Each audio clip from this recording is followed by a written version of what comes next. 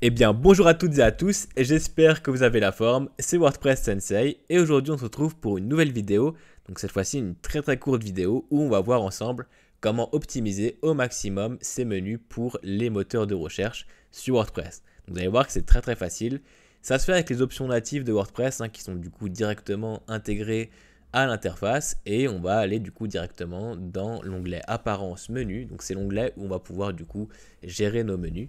Et c'est ici qu'on va pouvoir du coup optimiser au maximum ces menus. Donc c'est vraiment avec les options natives de WordPress, on pourra aller plus loin du coup avec du dev ou avec des plugins. Mais là c'est pas l'objet de cette vidéo, c'est vraiment juste de vous montrer quelques petites astuces qui peuvent vous servir à optimiser vos menus sur WordPress rapidement avec les fonctionnalités de base de WordPress. Et vous allez voir, c'est très facile à mettre en place et ça permet quand même d'optimiser un petit peu ces menus pour le SEO, pour les moteurs de recherche et même pour un petit peu l'UX design. Donc voilà, ça permet de faire tout ça assez rapidement, facilement, donc on va voir ça. Donc on se retrouve dans apparence menu.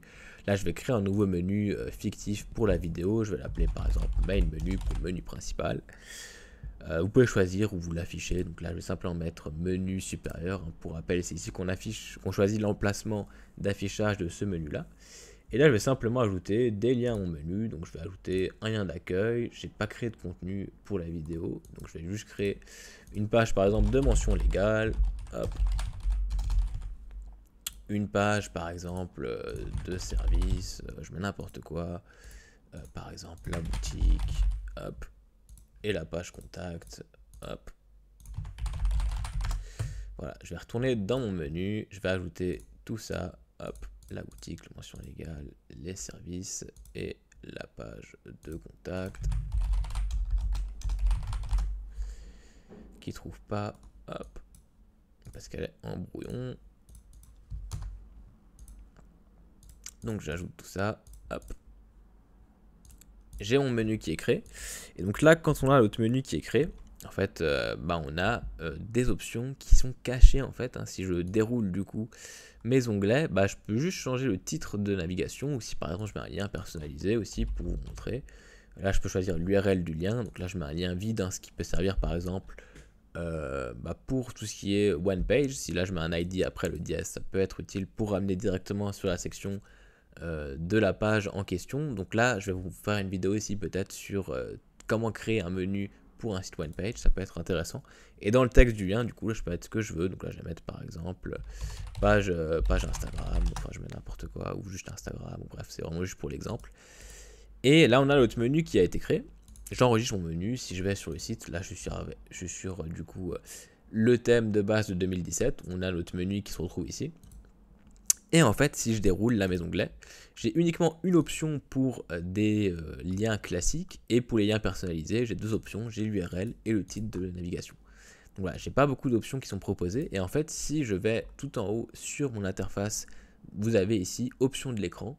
C'est en fait un petit onglet qui est caché en fait sur toutes les pages de WordPress. Enfin, il est caché, il est bien présent, c'est juste qu'on ne le voit pas énormément et on n'y pense pas forcément. Et personnellement, j'ai travaillé longtemps sur WordPress sans connaître du coup ce petit onglet déroulant qui permet d'ajouter des options à vos pages. Alors on le retrouve sur quasiment toutes les pages de WordPress, pas que sur le menu. Et là, typiquement, on va pouvoir ajouter des options supplémentaires à nos liens de menu. Par exemple, ici, je vais pouvoir choisir la cible du lien. Je vais pouvoir du coup choisir l'attribut de titre de chaque lien. Et en fait, vous voyez que si je coche ici une case, ça ajoute à chaque fois une option à mes liens de menu.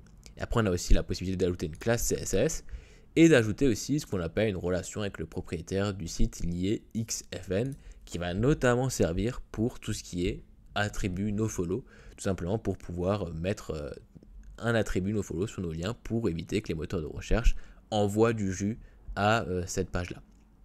Donc une fois que vous avez coché ces cases-là, description, ça ne va pas nous servir à grand chose pour le coup.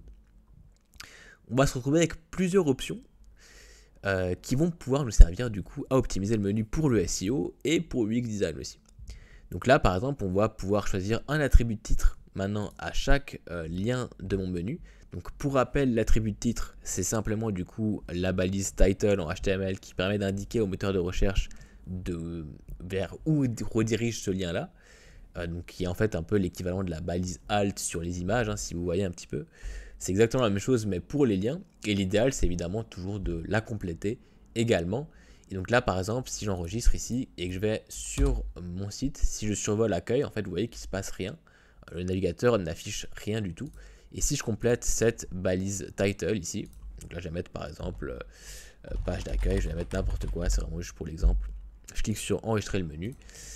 J'actualise ma page et là si je survole du coup l'onglet accueil, bah, vous voyez qu'il affiche page d'accueil, en fait ça c'est le titre qui est récupéré.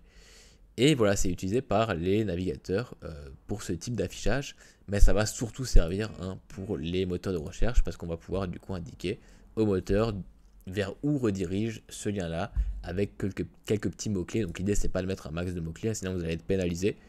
C'est de mettre juste vraiment quelques petits mots-clés essentiels ou qui répondent vraiment à vers où redirige cette page-là pour ajouter quelques contenus SEO voilà, qui peuvent être positifs. Si vraiment vous ne voulez pas vous embêter, vous copiez le titre de la navigation, vous le collez dans l'attribut de titre et ça fera l'affaire. Voilà, c'est pas non plus l'idée, c'est pas de mettre un maximum de mots-clés pour être pénalisé derrière. L'idée, c'est simplement d'optimiser un petit peu les titres de vos liens de menu pour tout simplement gagner un petit peu plus en visibilité, même si ça reste très très léger. Donc ça se fait du coup avec l'option de titre qu'on avait juste ici, attribut de titre. Après on a la cible du lien, donc là on va pouvoir choisir si on ouvre le lien dans un nouvel onglet ou pas. Donc ça peut être utile par exemple si là je renvoie typiquement sur Instagram, bah on n'a pas envie que la personne quitte le site en cliquant sur le lien Instagram et tombe sur après la page Instagram et doit retourner en arrière du coup pour retourner sur le site. On ne veut pas perdre du coup le trafic, on veut le garder au maximum le plus longtemps possible sur notre site web. Donc on va préférer du coup pour ce type de lien les ouvrir dans un nouvel onglet. Et donc si je fais ça et que j'enregistre, alors là j'ai pas de lien parce que du coup évidemment j'ai un dièse, donc un lien vide. Mais par contre si je le fais sur ma page d'accueil et que j'enregistre le menu, hop, j'actualise ma page d'accueil, si je clique dessus, ça va ouvrir la page d'accueil sur un nouvel onglet. Et donc là, on ne perd pas le trafic qu'on avait sur notre page de base. Donc ça sert uniquement si vous renvoyez vers un autre site ou un PDF ou voilà, que vous renvoyez vers une URL qui va quitter le site web. Donc ça peut être utile justement pour garder ce trafic-là. Ne le faites pas pour tous vos liens qui redirigent vers des pages de votre site web, sinon ça va plus embêter l'internaute qu'autre chose. Ça c'est pour les liens dans un nouvel onglet. Après on a la classe CSS, ça c'est avec l'option de classe CSS juste ici, qui permet simplement d'ajouter une classe à ce lien là. Ça peut être utile si vous faites un peu de développement CSS, bah vous allez pouvoir du coup styliser uniquement ce lien là. Donc ça peut être vachement pratique plutôt que d'aller sélectionner l'ID qui est généré par WordPress, qui change potentiellement si vous modifiez du coup votre menu, si vous ajoutez des liens, si vous utilisez un plugin ou que sais-je encore. Donc l'idée c'est vraiment de créer une classe spécifique pour modifier le style d'un lien spécifique. Ça peut être sympa, notamment en général le dernier lien, par exemple ici tout à droite, qui est souvent la page de contact. Souvent on aime bien mettre un petit encadré autour, voilà. Ce genre de choses, ça peut être fait très facilement en mettant une classe CSS sur votre lien. Et après on a une autre option qui est du coup la relation avec le propriétaire du site lié XFN. Donc ça c'est pour tout ce qui est attribut nofollow. Et donc pour rappel, l'attribut nofollow, c'est l'attribut qui va permettre d'indiquer au moteur de recherche que vous ne souhaitez pas donner du jus, donc de la puissance SEO à cette page-là. Donc quand la personne va cliquer sur ce lien-là, aucun jus, aucune puissance va être attribuée à cette page-là. Donc voilà, c'est un peu l'idée pour simplifier de l'attribut nofollow. Et pour ça, bah, typiquement, là, j'ai créé une page de mention légale justement pour vous montrer que cette page-là, bah, en général, la page de mention légale, c'est une page qui ne sert à rien pour le SEO parce que du coup, elle va vous apporter aucun mot-clé, aucun contenu qualitatif pour être référencé sur votre niche. Donc, c'est vraiment une page qu'on ne souhaite pas voir sur les moteurs de recherche, qui va apporter que du trafic qui va être inutile ou potentiellement pas intéressant. Et du coup, l'idée, c'est de donner aucune puissance à cette page-là. Donc, en plus de la désindexer en lui mettant une balise noindex donc sur la page de mention légale avec une extension comme par exemple Yoast SEO. En plus de ça, on va pouvoir du coup l'ajouter aussi dans notre robot.txt. J'en ferai peut-être une vidéo pour ces deux points-là. Voilà, n'hésitez pas à me dire si ça vous intéresse. Dans le robot.txt, on va pouvoir du coup indiquer au moteur de recherche que cette page-là, on ne souhaite pas que les moteurs ne crawlent cette page-là, parce que du coup, elle n'apporte aucun contenu qualitatif et qu'elle ne change jamais.